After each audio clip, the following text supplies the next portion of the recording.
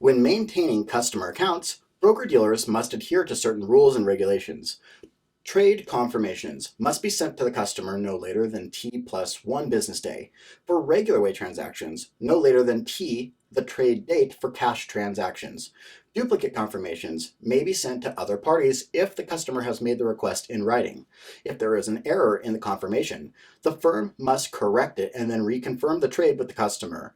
If there is an error of execution, the firm must investigate it and give the customer the price that the customer would have received if the trade would have been correctly executed, and then reconfirm that with the customer.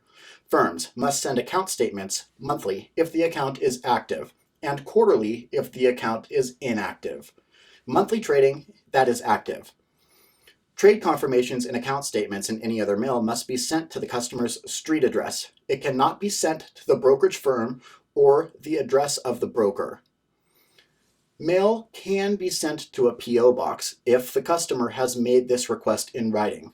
However, the firm must have gotten the customer's actual street address on the new account form when the account was opened. When a customer is traveling, mail can be held up to 3 months. This request is automatic. Beyond a holding period of 3 months, a customer must submit written justification to the broker-dealer, and then the broker-dealer can consider an extension.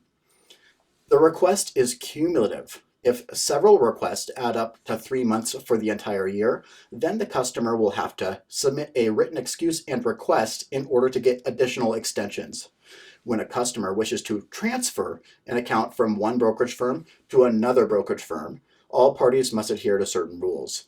At the new firm, the customer must fill out the account transfer, detailing all the positions in the account that it wishes to move. The customer must sign this form, and the customer's signature must be guaranteed by a notary public.